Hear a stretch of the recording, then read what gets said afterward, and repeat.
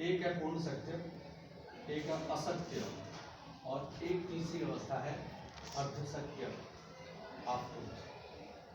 First is absolute reality, second is half truth, and the third is falsehood. Falsehood means असत्य, मिथ्या। सत्य क्या बता सकते हो? चलो अभी उस विषय पे बात कर रहे थे, जड़, तना, शाखाएं, पत्ती, फूल, फल। वृक्ष कंप्लीट हो गया? वृक्ष कंप्लीट हो गया?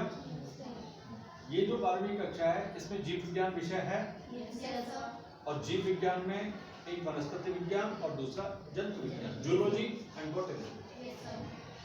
तो हम विषय की परिधि में बात कर रहे हैं ना, वनस्पति जगत की हम बात कर रहे हैं, और हम पेड़ की बात कर रहे हैं। पेड़ जो हमें प्राणवायु देते हैं, उसकी जो संरचना है, उसके जो अवयव हैं, इंग्रेडिएंट्स, उसके जो अंग प्रत्यंग हैं, जड़, तना, शाखाएं, पत्ती, फूल, फल। क्या वृक्ष कंप्लीट हो गया?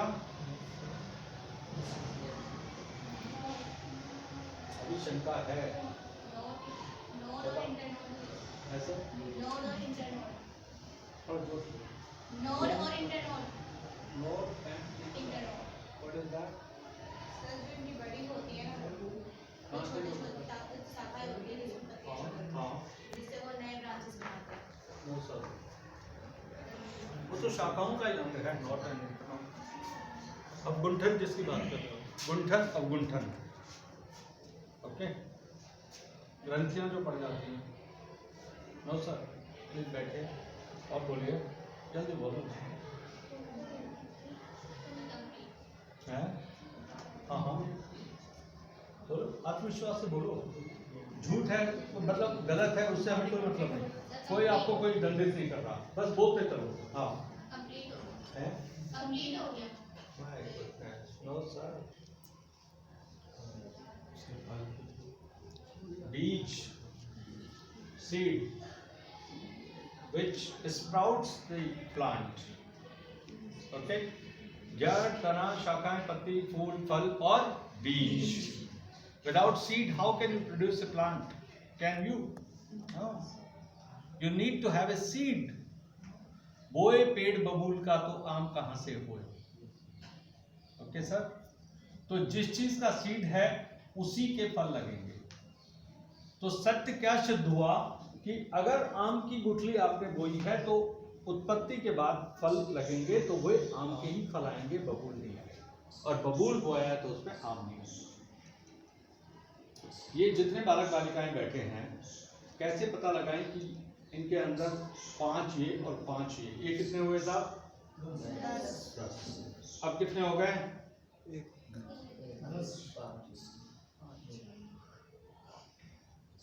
फिर आत्मविश्वास की कमी। अभी तो बोला 1 हो गए भाई, ये 5 और ये 5 इकट्ठे किए कितने हुए? 1। ईश्वर कितने होते हैं? ईश्वर एक है। ईश्वर कहाँ है? ये बैठा सामने आपके, पहचान सकते हो? 2 नेत्रों से एक सामान्य स्त्री दिख रही है। विधाता ने मनुष्य को कितने नेत्र दिए? 3। तीसरे नेत्र का नाम अंतरचक्षु, आत्मचक्षु, ज्ञान का नेत्र और शिव का नेत्र। तीसरे नेत्र का नाम अंतरचक्षु, जो आपको अंतर्दर्शन कराए। आंखें बंद करके भीतर देखो, अंधेरा है अथवा उजाला। आंखें बंद करो, अंधेरा, भीतर खूब अंधेरा है, ओके। अगर इसमें ऐसी लाइट आ जाए काया के भीतर, तो आप क्या हो जाएंगे? अंतः प्रकाशित। आप क्या हो जाएंगे? अंतः प्रकाशित, भीतर से प्रकाशित हो जाएंगे आप। आपका क्या हो जाएगा? एनलाइटनमेंट। क्या हो जाएगा आपका?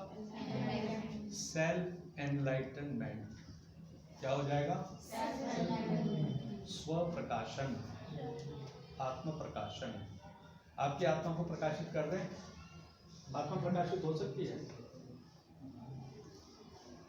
बोलो तो। कैसे होगी? आत्मा का उद्दीपन, आत्मा का उन्नयन, उसका प्रकाशन संभव है क्या? कितने लोगों को अपनी आत्मा का प्रकाशन चाहिए? आत्मा का साक्षात्कार। सर आत्मा के प्रकाशन से क्या मतलब है? आत्मा के प्रकाशन से आपके अंतर चक्षु उद्दीप्त हो जाएंगे, आपके अंदर तीसरा नेत्र खुल जाएगा आपको। एक तो वर्तमान स्थिति है, जब आपने अपने अंतर्घट का अवलोकन किया तो आपने पाया कि भीतर अंधेरा है। अस्तो मा सद्गमय तमसो मा ज्योतिर्गमय मृत्योर्मा अमृतम गमय। ये विद्यालय है, यहाँ पे आपको 3 चीजें मिलनी चाहिए, विद्या शिक्षा ज्ञान। क्या मिलना चाहिए आपको? विद्या शिक्षा ज्ञान। अभिप्राय क्या है विद्या का, शिक्षा का और ज्ञान का? अभिप्राय शिक्षा मानी सीखना अथवा सीख, लर्निंग। विद्या मीन्स वो लर्निंग जो सीखी जाए, वो विषय जो सीखा जाए। आप कितनी देर का लेक्चर लोगे इनका? जब तक आपने आज्ञा हो 15 मिनट। सर के लेक्चर के बाद आप मैथ्स के सर को बुला लेना, रविंद्र सर को, ठीक है? धन्यवाद। ठीक है,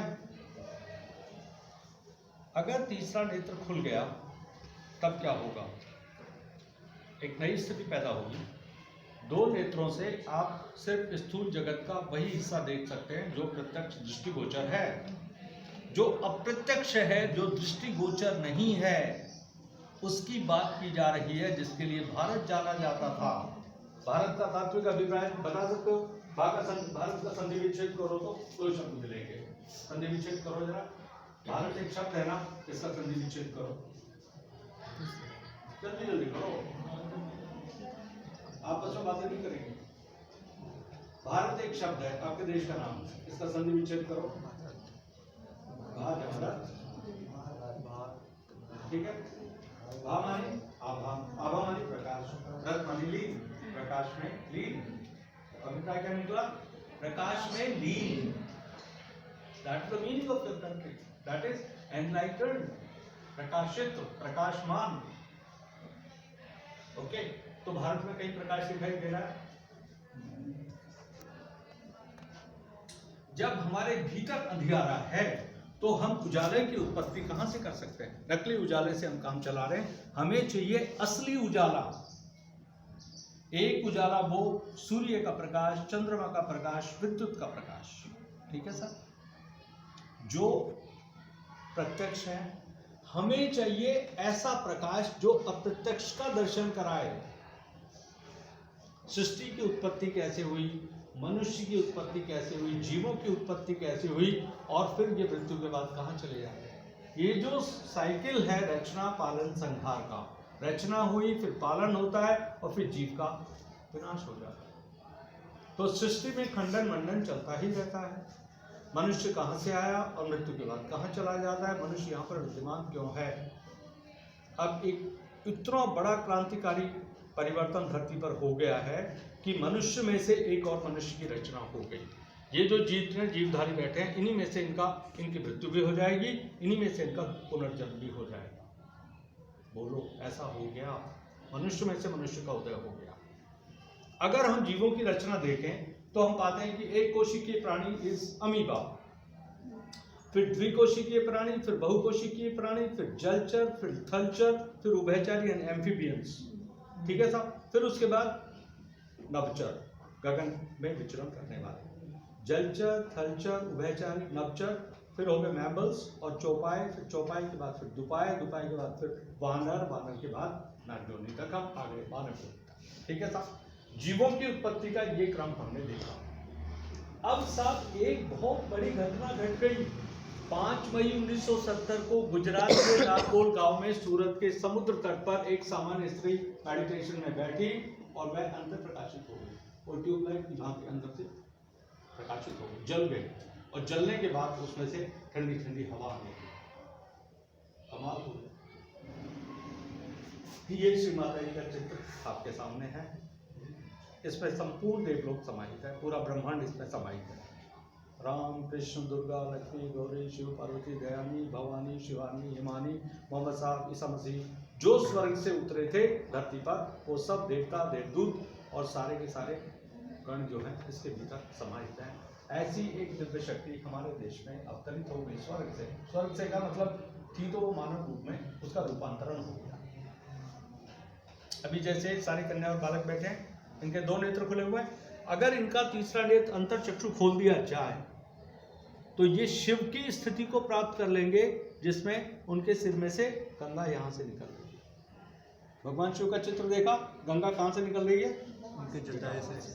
तो एक पक्ष तो ये कहता है कि ये सब आडंबर है हिंदुओं की मूर्ति पूजा, हम इससे कतई सहमत नहीं। सारे मंदिर तोड़ेंगे और इनके पूजने वालों को हम खत्म कर देंगे, ऐसा एक मत है भारत में। कौन सा मत है वो? बोलो तो है? वो कौन सा मत है जो ये कह रहा है कि मंदिर तोड़ेंगे और इनके मूर्ति पूजकों को हम खत्म कर देंगे? कौन है वो? कौन सा मत है? नहीं मालूम? 12वीं कक्षा है। अरे इस्लाम कर तो रहा है धंधे, काफिरों को मार दो सबको, ये सारे हिंदू इनको खत्म कर दो, नहीं कह रहे? कितनी लड़कियां मर गई लव जिहाद में, एक के बाद एक। आपको नहीं मालूम? क्या मालूम है? इस्लामिक बालक हैं इनमें? इस्लामिक है इनमें? कोई बालक है? इस्लाम क्या कहते हैं बताओ जरा, मोहम्मद साहब का संदेश क्या है बताओ। ला इलाहा इल्लल्लाह मुहम्मदुर रसूलुल्लाह, इसका अभिप्राय जानते हो? मोहम्मद साहब कौन थे, कहां से आए, क्या किया उन्होंने, हमको बताओ, हम सारे जानना चाहते हैं। कुरान थोड़ा सा बता दो, हम बता दें? आप भी बता। उन्होंने कहा था कि जब कयामत आएगी, कयामत आने वाली है, कयामत का पहला चरण पूरा हो गया, कोरोना आ गया, अभी भी खतरा टला नहीं है। हमारे देश में खतरा नहीं है, इसका मतलब नहीं खतरा नहीं टला, आने वाले देशों में तो बहुत हाहाकार मचा हुआ है। देखिए, अगर आप गलत चीज की मूर्ति बनाते हैं, ईश्वर ने सृष्टि को बनाया और मनुष्य ईश्वर की मूर्तियां बना के पूज रहा है, तो उल्टा हो गया ना। हम तो सजीव हैं और निर्जीव की पूजा कर रहे हैं, बेजान मूर्ति की पूजा हो रही है ना। तो अब एक प्रश्न मन में ये आता है कि क्या हनुमान जी ऐसे ही होते हैं, क्या दुर्गा ऐसी होती है, या शिव जी ऐसे होते हैं, गणपति ऐसे होते हैं? ये कौन बताएगा कि ये वास्तविक में ऐसे ही होते हैं? वैज्ञानिक दृष्टिकोण से देखें तो कोई प्रमाणित तो करेगा ना। हम किसको आधार माने कि जो हमारी मनोकामना पूर्ण कर दे? अभी जो हम पढ़ रहे हैं, क्या सारी मनोकामनाएं पूर्ण हो जाती हैं? आपने बहुत परिश्रम किया, फिर भी क्या वांछित अंक प्राप्त हो गए? क्यों नहीं हुए? क्योंकि स्मृतियों में उतनी चेतना नहीं थी कि जो पढ़ाया जाता हम उसको याद रख पाते। बहुत सारे पाठ के विषय अनेक बार रटंत करने के बाद भी याद नहीं हो पाते, भूल जाते हैं। लेकिन अगर आपकी चेतना को पवित्र कर दिया जाए, उस पर एकदम से व्हाइट वॉशिंग कर दी जाए, तब फिर चेतना में स्थिरता आ जाएगी और स्थिर चेतना के आधार पर आपकी चेतना प्रकाशित हो जाएगी। तब आप वो सब चीजें आत्मसात कर पाएंगे जो यहाँ पर पढ़ाया जा रहा है। जड़, तना, शाखाएं, पत्ती, फूल, फल, बीज। इसके बाद और एक अंग और बच गया। What is that? जल्दी बोलो।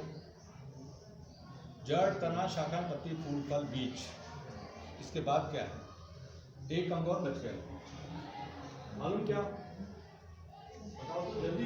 बोला हमें नहीं पता, बोलो ना। बोला हमें नहीं पता। अभी भी आवाज नहीं है, सारे बोलो हमें नहीं पता। Good boy. वो क्या चीज मालूम? अंकुर, अंकुरण, स्प्राउटिंग। आपने बीज को धरती में डाला और फिर उसमें से जो अंकुर फूटता है वो जड़ नहीं है। अंकुर जड़ से भिन्न है। आप लोग विद्यार्थी हैं, मैं तो विद्यार्थी नहीं हूं। भिन्न है अथवा नहीं बताइए? अंकुर जो है जड़ से भिन्न है अथवा नहीं? है। तो फिर एक अंग और बन गया ना। जड़, तना, शाखाएं, पत्ती, फूल, फल, बीज और अंकुर। कितने अंग हो गए साहब? जड़, तना, शाखाएं, पत्ती, फूल, फल, बीज और अंकुरण, अंकुर। सहमत है? अभी तक के किसी भी शिक्षकों ने इस पेड़ की संरचना पर कोई टिप्पणी की थी जो आज अभी कर रहे हैं हम लोग? याद होगी पेड़ की संरचना? आप बताओ, आप बताओ प्लीज। पेट की संरचना अभी गिनाओ।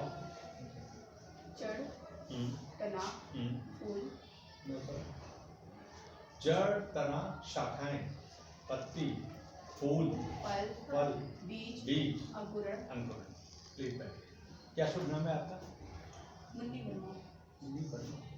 ओके, आपका शुभ नाम क्या है? मुस्कान, मुस्कान। स्माइल। तो पेट की संरचना हो गई साहब। अब ऐसा ही एक पेट मनुष्यों के अंदर भी है। मालूम? ध्यान से देखिए, काया की संरचना देख लीजिए। ये मनुष्य का चित्र, इसमें 3 शक्ति की नाड़ियां हैं। First is left is moon channel, right is sun channel, the बीच में ब्रह्म। ओके सर, इनको जोड़ दिया। वानर से लेकर डेवलप होते होते होते होते फिर मनुष्य बन गया। अब मनुष्य में से एक मनुष्य का उदय और होगा। आप चाहो तो आपका जन्म हो सकता है, मृत्यु भी होगी और जन्म भी होगा। करें क्या? पलक झपकते ही होगा। जैसे उदाहरण के तौर पर देखो, मैं चल रहा हूँ, ओके, अब मैं यहाँ से यहाँ पे आ गया। यहाँ से दहलीज पार करके आने में कितना समय लगा? एक क्षण। ये रही कुंडली माता, 3.5 वलय में एक दिव्य शक्ति का निवास इनमें सब। एक माँ और बैठी है, विमाता। विमाता वी माने विशेष माता बनी। एक माँ वो जिसने आपको कोख से जन्म दिया, जैसे आप बेटी अथवा बेटा, कन्या अथवा पुत्र है, ठीक है सर? वो हो गया शारीरिक जन्म। अब इसी काया में से एक जन्म और हो जाएगा और ये द्विज बन जाएंगे, सेकंड बॉर्न। नबी ने क्या कहा था? कयामत आएगी जब कब्र में से बंदे उठा लिए जाएंगे जिनकी नमाजें पूरी हो जाएंगी। मानते हो? और दूसरा संकेत यह है कि जब कयामत आएगी तब आपके हाथ आपके कर्मों के विरुद्ध शहादत देंगे, आपकी जुबान सील दी जाएगी। आखिरत में क्या होगा? जुबान सील दी जाएगी, हाथ बोलेंगे। अब वो घटना हो गई है, कर लें क्या उसका ट्रायल? सामने ऐसा मान लेते मोहम्मद साहब बैठे हुए, ऐसा मान लिया, और जब वो सिद्ध हो जाएगा जो उन्होंने बोला था, तब फिर प्रमाणित करेंगे कि कुरान सिद्ध हो गई। कुरान की सूरा नंबर 67, आयत नंबर 67 सिद्ध हो गई। सिद्ध करें और फिर दांतों तले उंगली दबाएंगे आप, ये 10वां दरवाजा खुल जाएगा।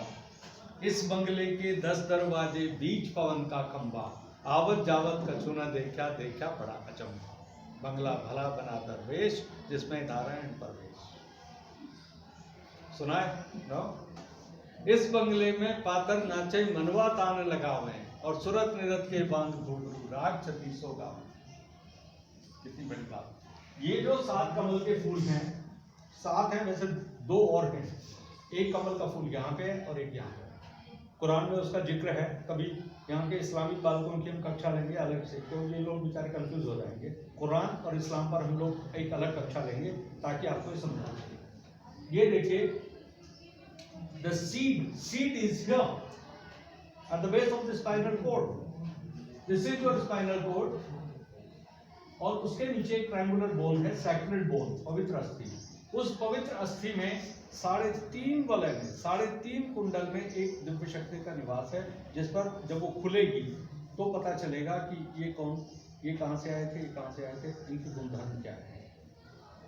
ओके, तो like in chemistry we see this is gold, this brass, this copper, aluminium, silver, platinum, etc. etc.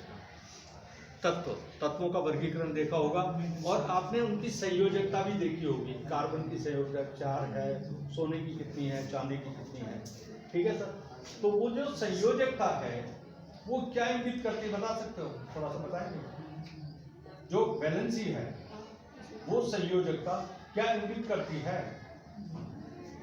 कितने बॉन्ड बना सकता है? कितने बॉन्ड। ओके, बॉन्ड मतलब बंध दूसरे पदार्थ आबंध बना सकता है।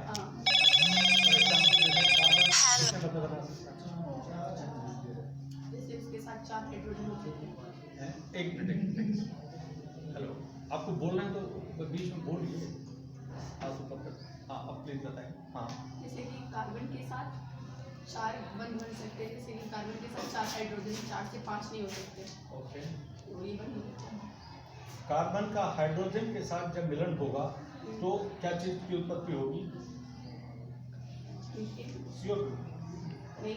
CO2 and H2O. Okay, H2O is water. H2O is what? H2O क्या है? वाटर। तो उसमें 2 आयन हाइड्रोजन के, 1 ऑक्सीजन का, ठीक है, तो गैसियस फॉर्मेशन हो गई ना।